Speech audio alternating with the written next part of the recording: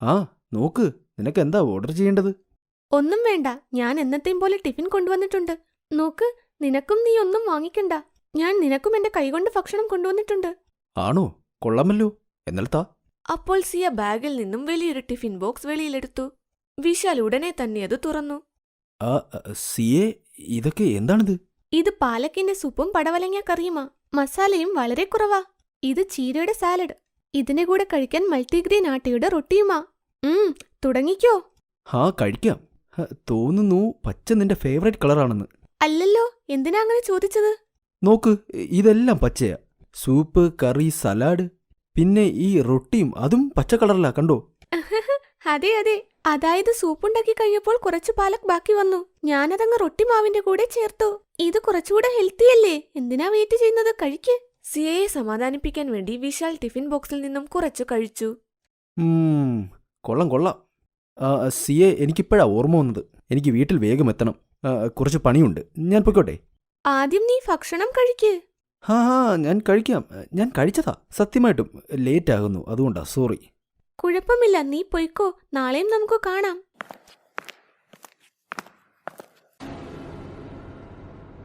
ചേട്ടാ, പെട്ടെന്ന് വേണേ. ഒരു പേസ്ട്രി എടുക്ക്. പിന്നെ നല്ല ചൂട് ചായയും നല്ല ക്രീമൊക്കെ ഇട്ട്. എന്താണ്, നിങ്ങൾ വേർപിരിഞ്ഞോ? ഇപ്പോൾ സിയുടെ കൂടെ ഇരുന്ന് ടിഫിൻ കഴിക്കുന്നത് കണ്ടു. പിന്നെ ഇവിടെ വന്ന് പേസ്ട്രിയും ചായയും. എന്തു പറയാനാ? ഒരു പച്ചക്കറി കട തന്നെ കൊണ്ടുവന്നാൽ എന്തു ചെയ്യും?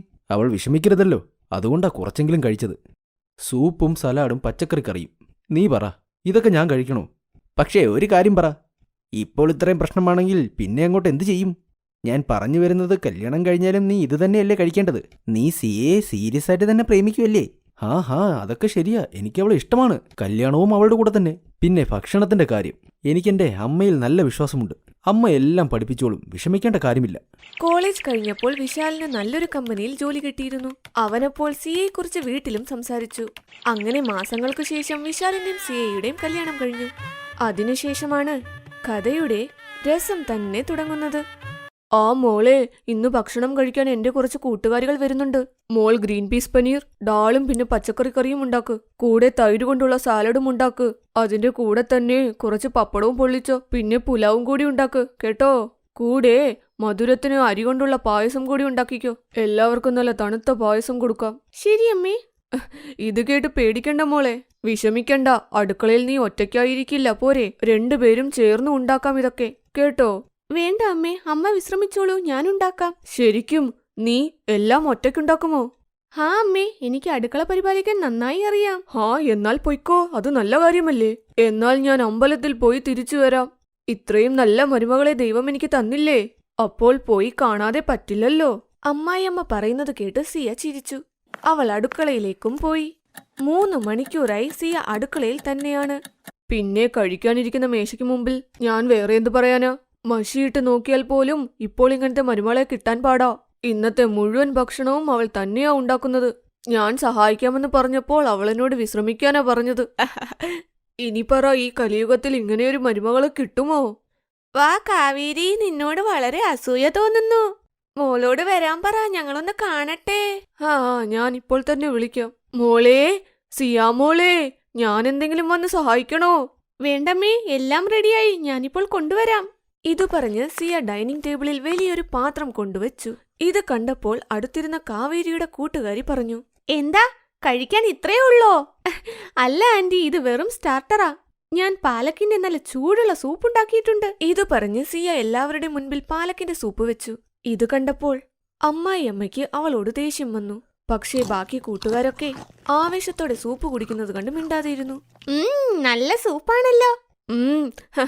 അതെ അതെ, ബാക്കിയുള്ള ഭക്ഷണം കൂടി കൊണ്ടുവാ, അല്ലെങ്കിൽ സൂപ്പ് കുടിച്ച് വയറ് നിറയ്ക്കും. ശരിയമ്മേ, ഇപ്പോൾ കൊണ്ടുവരാം. സിയ വേഗം അടുക്കളയിലേക്ക് പോയി ബാക്കിയുള്ള സാധനങ്ങളും എടുത്തുകൊണ്ടുവന്നു. അവൾ ഭക്ഷണമുള്ള പാത്രം കൊണ്ടുവച്ചപ്പോൾ ആ ഭക്ഷണം കണ്ട് കാവേരി ചോദിച്ചു, മോളെ, ഇതെന്താ ഉണ്ടാക്കി വെച്ചിരിക്കുന്നേ? ചൂട് ഇഡ്ലിയും സാമ്പാറും, തൊട്ടു കഴിക്കാൻ തേങ്ങാ ചട്നിയും. ഞാനിത് ആദ്യമായിട്ടാ കഴിക്കുന്നത്. ഇതാണല്ലേ സാമ്പാർ? നീ ഇത് എല്ലാ പച്ചക്കറിയും അരിഞ്ഞിട്ടിട്ടുണ്ടെന്ന് തോന്നുന്നല്ലോ. അതെ, അതുകൊണ്ടാണിത് എത്രയും ഹെൽത്തി. കുറച്ച് എണ്ണയും കൂടുതൽ ന്യൂട്രീഷനും. പിന്നെ ഇതിന്റെ കൂടെ ഇലക്കറിയും ചട്നിയും. സിയ തന്റെ ഭക്ഷണത്തെക്കുറിച്ചോർത്ത് സന്തോഷിച്ചപ്പോൾ മറുവശത്ത് കാവേരിക്ക് തല പുകഞ്ഞു. അവർ പറഞ്ഞ ഒരു കറിയും സിയ ഉണ്ടാക്കിയില്ല. എന്നാൽ കൂട്ടുകാരികളുടെ മുൻപിൽ സിയയെ അവർ ഒന്നും പറഞ്ഞില്ല. കുറച്ചു കഴിഞ്ഞപ്പോൾ, ആ പൊയ്ക്കോ, പോയി ഫ്രിഡ്ജിൽ നിന്നും പായസം കൊണ്ടുവാ. ഇപ്പോൾ തന്നെ കൊണ്ടുവരാം മമ്മി. ഞാൻ പറഞ്ഞത് ഒന്നെങ്കിലും അവൾ ഉണ്ടാക്കിയല്ലോ. സിയ കുറച്ചു കഴിഞ്ഞപ്പോൾ നെയ്യ് കൊണ്ടുള്ള പായസം ഉണ്ടാക്കി കൊടുത്തു. എന്നാൽ ആ പായസം കണ്ടപ്പോൾ ഇത്തവണ കാവേരിക്ക് അടങ്ങിയിരിക്കാനേ പറ്റിയില്ല. അവർ ദേഷ്യത്തോടെ സിയയെ നോക്കി പറഞ്ഞു, ഇതെന്താ മോളെ ഇത്? പായസം എന്താ പച്ച നിറത്തിൽ? ഇത് ഇലക്കറി കൊണ്ടുള്ള പായസമാണമ്മേ. ഞാനിത് തേങ്ങാപ്പാലിലാണ് ഉണ്ടാക്കിയത്. അതും കൂടാതെ ഞാനിത് പഞ്ചസാരയ്ക്ക് പകരം മധുരമുള്ള ഈന്തപ്പഴമാ ചേർത്തത്. മോള് അടുക്കളയിലോട്ടൊന്ന് വന്നേ, നിനക്ക് കുറച്ച് പണിയുണ്ട്. ഇത് പറഞ്ഞ് കാവേരി അടുക്കളയിലേക്ക് പോയി. അതിന്റെ പുറകെ സിയയും അടുക്കളയിലേക്ക് തന്നെ പോയി. ഇതൊക്കെ എന്താ മോളെ? നീ അവരുടെ മുൻപിൽ എന്നെ നാണം കെടുത്തുമല്ലേ? നീ ഉണ്ടാക്കി വെച്ചതൊക്കെ ഭക്ഷണമാണോ? നിനക്ക് പറ്റില്ലെങ്കിൽ എന്നോട് പറഞ്ഞാ പോരായിരുന്നു, ഞാൻ ഉണ്ടാക്കുമായിരുന്നല്ലോ. അല്ലെങ്കിൽ പുറത്തു നിന്നും വാങ്ങിയേനെ. ഇപ്പോൾ പറ, നീ എന്തിനാ ഇങ്ങനെയൊക്കെ ഇന്ന് ചെയ്തിരിക്കുന്നത്? ഞാൻ അത്രയും പറഞ്ഞിട്ട് നീ മിണ്ടാതെ എല്ലാം കേട്ടു പോയില്ലേ? കാവേരി സിയയെ വഴക്കു പറഞ്ഞു. സിയയും ഒന്നും മിണ്ടാതെ അതെല്ലാം കേട്ടു നിന്നു. അപ്പോൾ ഹാളിൽ നിന്നും ശബ്ദം വന്നു. കാവേരി, നീ ഒന്നിങ്ങോട്ട് വന്നേ. ഹാ, ദാ വരുന്നു. കാവേരി ദേഷ്യത്തോടെ സിയയെ നോക്കി. പിന്നെ നല്ല ശബ്ദത്തിൽ അടുക്കളയിൽ നിന്നും പുറത്തുപോയി. ഇന്നത്തേക്ക് ക്ഷമിക്കണേ. എന്തു ചെയ്യാനാ, മോൾക്ക് ഇതിനെക്കുറിച്ച് ഐഡിയൊന്നുമില്ല. അടുത്ത വട്ടം വരുമ്പോഴേക്കും ഞാൻ എല്ലാം പാവത്തിനെ പഠിപ്പിച്ചോളാം. നീ എന്താ കാവേരി പറയുന്നത്? നിന്റെ മരുമകൾ ലക്ഷത്തിലൊന്നല്ല, കോടിയിലൊന്നാ. ഇന്നിവിടെ വരുന്നതിന് മുൻപ് എനിക്ക് നല്ല പേടിയുണ്ടായിരുന്നു എന്തു ഭക്ഷണമാണെന്ന്. എന്റെ ഷുഗർ ലെവലും ഇപ്പോൾ കൂടുതലാ. എന്നാൽ സത്യമായിട്ടും നിന്റെ മരുമകൾ ആരോഗ്യവും സ്വാദുമുള്ള ഭക്ഷണം തന്ന് മനസ്സ് നിറച്ചു. അതേ, സത്യമായിട്ടും.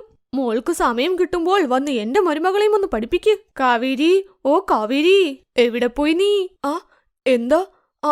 അതെ അതെ, ശരിക്കും സത്യമായിട്ടും നിങ്ങൾക്ക് ഇന്നത്തെ ഭക്ഷണം ഇഷ്ടപ്പെട്ടോ? അയ്യോ, വെറുതെ ഇഷ്ടമല്ല, ഒരുപാട് ഇഷ്ടമായി. ശരിക്കും കാവേരി, നീ ഒരുപാട് പുണ്യവതിയാണ് ഇങ്ങനത്തെ മരുമകളെ കിട്ടാൻ. ഞങ്ങൾ പോയിട്ട് വരാം, ബായ്. തന്റെ കൂട്ടുകാരികൾ പറയുന്നത് കേട്ട് കാവേരി ഞെട്ടി നിന്നു. അന്നു മുതൽ അടുക്കളയുടെ എല്ലാ ഉത്തരവാദിത്വവും കാവേരി സിയയെ ഏൽപ്പിച്ചു. അങ്ങനെ അതുപോലെ സിയ നല്ല ഉദ്ദേശത്തോടെ അമ്മായിയമ്മയുടെ ആരോഗ്യം മാത്രമല്ല നോക്കിയത്.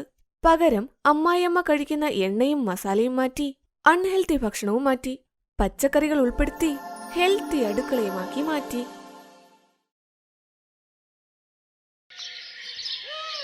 ചാന്ദിനിയുടെ ഭർത്താവ് ഉമേഷ് മുട്ട വ്യാപാരം ചെയ്തുകൊണ്ടിരുന്നു. അവന് ഒരുപാട് കോഴികൾ ഉണ്ടായിരുന്നു. ഒരുപാട് വലിയ മുട്ടകൾ കൊടുത്തുകൊണ്ടിരുന്നു. അതുകൊണ്ട് അവന്റെ കടയിൽ മുട്ട വാങ്ങാൻ ഒരുപാട് പേർ വരുമായിരുന്നു. ഉമേഷിന്റെ മുട്ടക്കടയ്ക്കടുത്ത് തന്നെ ശേഖർ എന്നാളുടെ മുട്ടക്കടയും ഉണ്ടായിരുന്നു. പക്ഷെ ശേഖർ ആ മുട്ട പുറത്തു നിന്ന് വാങ്ങി വിൽക്കും. അതുകൊണ്ട് എല്ലാവരും ഉമേഷിന്റെ കയ്യിൽ നിന്ന് മുട്ടകൾ വാങ്ങിക്കൊണ്ടുപോകും. ഉമേഷ് ചേട്ടാ, നിങ്ങളുടെ കോഴിമുട്ട കൊണ്ടാണ് ഞങ്ങളുടെ ടിഫിൻ തന്നെ. ഒരുപാട് രുചിയാണ്. നന്ദിയുണ്ട്. ഇതാ നിങ്ങളുടെ മുട്ട. നിങ്ങൾ നാളെ മുഴുവൻ ഇവിടെ ഇരുന്ന് ഈച്ച ഓടിച്ചുകൊണ്ടിരുന്നോ? ഉമേഷിന്റെ കട കണ്ടോ എത്ര വ്യാപാരമുണ്ടെന്ന്? എന്നാ ഭക്ഷണം കൊണ്ടുവന്നിട്ടുണ്ട്, കഴിക്ക്. എനിക്കെന്തെങ്കിലും ചെയ്തേ പറ്റൂ. അവന്റെ കച്ചവടത്തിന് കാരണം അവന്റെ കോഴികളാണ്. അത് എങ്ങനെയുള്ള കോഴിയാണെന്ന് മനസ്സിലാക്കണം. ശേഖർ രാത്രിയായതുമാരും അറിയാതെ ഉമേഷിന്റെ വീട്ടിലെ കോഴികളെയെല്ലാം തുറന്നു വിട്ടു. അടുത്ത ദിവസം വന്ന് നോക്കിയപ്പോൾ കോഴികളില്ലാത്തതുകൊണ്ട് ഉമേഷ് വളരെ സങ്കടപ്പെട്ടു. അയ്യോ ദൈവമേ, കോഴികളെല്ലാം എവിടെ പോയി? ഒന്നിനെയും കാണുന്നില്ല. അമ്മേ, ചാന്ദിനി, വേഗം വരൂ. ഇവിടെ വന്ന് നോക്കൂ. കോഴികളെല്ലാം എവിടെ പോയെന്ന് അറിയില്ലല്ലോ. ദൈവമേ, ഇങ്ങനെയൊക്കെ ആരാ ചെയ്തത്? എനിക്കെന്താ രാത്രി വീടിന്റെ വാതിലാരോ തുറന്നെന്നാ തോന്നുന്നേ. നിങ്ങളോട് ആർക്കെവിടെ അസൂയുണ്ടാകാ? ആരെങ്ങനെ ചെയ്തത്? എന്നോട് ഇത്രയും വിരോധമുള്ളവർ ആരാണ്? ഉമേഷ് വിഷമിച്ച് അവിടുന്ന് അവന്റെ കടയിലേക്ക് ചെന്നു. പക്ഷേ അപ്പൊ ശേഖരന്റെ കടയിലുണ്ടായിരുന്ന തിരക്ക് കണ്ട് ഉമേഷ് ഒരുപാട് ആശ്ചര്യപ്പെട്ടു. എന്ത് പറ്റി ഉമേഷ് ചേട്ടാ? ഇന്ന് കട തുറന്നില്ലേ? എന്താ ഇന്ന് കോഴി മുട്ടയിട്ടില്ലേ? എനിക്ക് മനസ്സിലായി. ഇതിനെല്ലാം കാരണം ഈ ശേഖറാണ്. ഇവനാണെന്ന് പറയാൻ കയ്യിൽ തെളിവില്ലല്ലോ. അതുകൊണ്ട് ഇപ്പോൾ മൗനം പാലിക്കാം.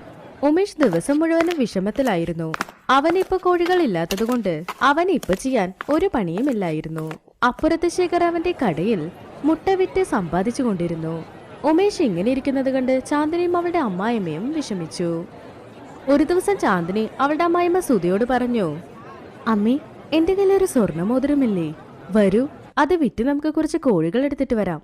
കോഴികൾ വീട്ടിൽ വന്നില്ലെങ്കിൽ അതുവരെ ഇദ്ദേഹം ഇങ്ങനെ തന്നെ വിഷമിച്ചിരിക്കും. നിന്നെപ്പോലെ മരുമകൾ വീട്ടിലുണ്ടെങ്കിൽ ആ വീട് സ്വർഗത്തിന്റെ സമമാണ്.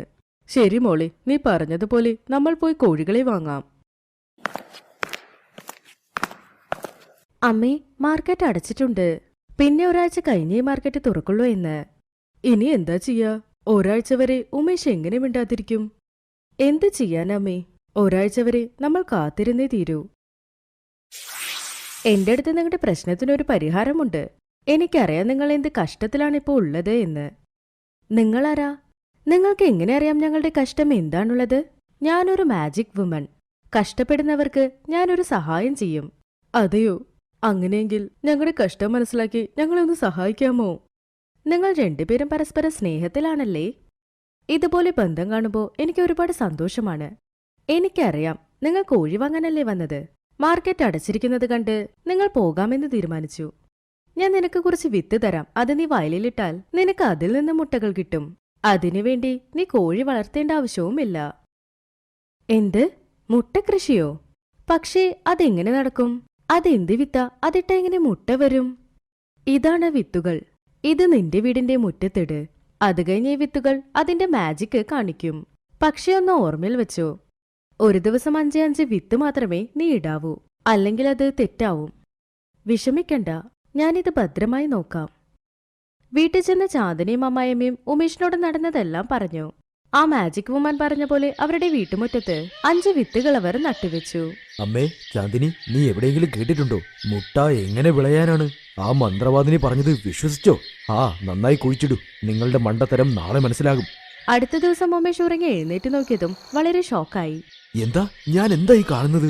മുട്ട വിളഞ്ഞിരിക്കുന്നെന്നോ? മരത്തിൽ നിന്നും മുട്ട കിട്ടുന്നെന്നോ? ഞാൻ പറഞ്ഞില്ലേ, തീർച്ചയായും ദൈവം നമുക്ക് വഴി കാണിക്കുമെന്ന്. കണ്ടോ, 5 വിത്തുകൾ ഇട്ടതും ഇപ്പൊ 500 മുട്ടയുണ്ട്. ശരിക്കും ഇത് വളരെ അതിശയം തന്നെയാണ്. നമുക്കിനി വീട്ടുമുറ്റത്ത് ഈ മുട്ടകൃഷി തുടങ്ങാൻ തോന്നുന്നു. നീ നോക്കുമോനെ ഉമേഷ്, നീ ഒന്നിനും ഇനി വിഷമിക്കേണ്ട കാര്യമില്ല. നമ്മുടെ വീടിന്റെ മുറ്റത്ത് തന്നെ നമ്മൾ മുട്ടകൾ വളർത്തുന്നു. അത് കഴിഞ്ഞ് നീ എടുത്തുകൊണ്ടുപോയി നിന്റെ കടയിൽ വെച്ച് വിൽക്കാം. ഇനി നിന്റെ പണി നന്നായി നടക്കും, നോക്കിക്കോ. അമ്മ പറഞ്ഞത് ശരിയാ. ഞാൻ വീണ്ടും ചന്തയിൽ മുട്ട വിൽക്കാൻ പോകുക. ഇതിനെല്ലാം കാരണം നിങ്ങൾ രണ്ടുപേരുമാണ്. ചാന്ദിനിയും അവളുടെ അമ്മായിമ്മയും ദിവസം രാത്രിയായാൽ 5 വിത്തുകൾ കുഴിച്ചിടും.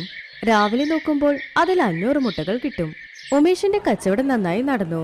അവൻ അവന്റെ കടയിൽ മാത്രം മുട്ടകൾ വിൽക്കാതെ പുറത്തുള്ള കടകളിലേക്കും അവൻ സപ്ലൈ ചെയ്തു. വീണ്ടും ഉമേഷിന്റെ കച്ചവടം നന്നായി നടക്കുന്നത് കണ്ട് ശേഖർ ഒരുപാട് അസൂയപ്പെട്ടു. അവൻ ആ കാര്യം അറിഞ്ഞതും അവൻ അവന്റെ ഭാര്യയോട് പറഞ്ഞു, നീ എങ്ങനെയെങ്കിലും അവന്റെ വീട്ടിലേക്ക് പോകണം. ആ മാന്ത്രിക വിത്തും കൊണ്ടുവാ, മനസ്സിലായോ? നമുക്കും അതുകൊണ്ട് മുട്ട വ്യാപാരം കൂട്ടാം. നിങ്ങൾ ഒന്നുകൊണ്ട് വിഷമിക്കണ്ട. ഞാൻ ചായ കുടിക്കുന്ന പോലെ അവരുടെ വീട്ടിൽ ചെന്ന് ആ വിത്തുകൾ മോഷ്ടിച്ചിട്ട് വരാം. പിന്നെ നമുക്കും മുട്ടകൃഷി ചെയ്യാം. ശേഖറിന്റെ ഭാര്യ വെറുതെ കാരണം പറഞ്ഞ് ഉമേഷിന്റെ വീട്ടിൽ ചെന്ന് സംസാരിച്ചു. പിന്നെ തക്ക സമയം നോക്കി ആ വിത്തുകൾ മോഷ്ടിച്ചിട്ട് വന്നു. കണ്ടോ, ഞാൻ നിങ്ങൾ പറഞ്ഞ വിത്തുകൾ കൊണ്ടുവന്നിട്ടുണ്ട്. നോക്കൂ. നിങ്ങൾ ഒരു കാര്യം ചെയ്യ്, ഒരുപാട് വിത്തുകൾ നടൂ. എത്ര വിത്തുകൾ കുഴിച്ചിടുന്നോ അത്ര മുട്ട കിട്ടിയ വളരെ നല്ലതല്ലേ? ശേഖർ ഒരു കൈയളവ് വിത്തല്ല, ഏകദേശം 2 കൈയളവ് വിത്തുകൾ അവന്റെ മുറ്റത്ത് കുഴിച്ചിട്ടു. പിന്നെ അടുത്ത ദിവസം രാവിലെ ശേഖർ പിന്നെ അവന്റെ ഭാര്യ ഉറങ്ങി എഴുന്നേറ്റതും അവരത് കണ്ട് വളരെ പേടിച്ചു. അവരുടെ വീട് മൊത്തം ഇപ്പൊ മുട്ട മാത്രം. അവർ രണ്ടുപേരും ആ മുട്ടകൾക്കിടയിൽ പെട്ടുപോയി. അപ്പൊ പെട്ടെന്ന് ശേഖരന്റെ കടയിൽ പണിയെടുക്കുന്ന പണിക്കാരൻ ഇതെല്ലാം കണ്ടു. അയ്യോ, ആരെങ്കിലും പോയി ആ ഉമേഷിനെ കൂട്ടിക്കൊണ്ടുവരൂ. എന്താ ഇത്? അമ്മേ, ചാന്ദിനി, എന്താ ഇത്? ഇങ്ങനെ ഇവരെ വിട്ടാൽ മുട്ടയ്ക്കിടയിൽപ്പെട്ട് ഇവർ മരിച്ചു പോകുമല്ലോ. അപ്പൊ അവിടേക്ക് ആ മാജിക് വുമൺ വന്നു. നിങ്ങൾ രണ്ടുപേർക്കും ഈ കാര്യം അറിയില്ലല്ലേ? ഇവർ നിങ്ങളുടെ വീട്ടിൽ നിന്ന് ആ വിത്തുകൾ മോഷ്ടിച്ചത്. പക്ഷെ ഇവർക്കറിയില്ല അത്യാഗ്രഹം കാണിച്ചാൽ ഇങ്ങനെ സംഭവിക്കും. ഇവർ രണ്ടുപേര് ചെയ്തത് തെറ്റ്. അതിനുള്ള ശിക്ഷ ഞാൻ തീർച്ചയായും കൊടുക്കും. ഇല്ല, വേണ്ട, ദയവ് ചെയ്തങ്ങനെ ചെയ്യരുത്. അവരൊന്നും അറിയാത്തവരാ. ഞങ്ങളുടെ അടുത്ത വീട്ടുകാരും. അവർക്ക് എന്തെങ്കിലും സംഭവിച്ചാൽ ഞങ്ങൾക്ക് കഷ്ടമാകും. അതെ, ദയവ് ചെയ്തവരെ വിട്ടേക്കൂ. ഉമേഷ്, എന്നോട് ക്ഷമിക്ക്. ഞാനാ നിന്റെ എല്ലാ കോഴികളെയും മോഷ്ടിച്ചത്, നീ കച്ചവടം ചെയ്യാതിരിക്കാൻ വേണ്ടി. എന്നാൽ ഇന്ന് നീയാണ് ഞങ്ങളുടെ ജീവൻ രക്ഷിച്ചത്.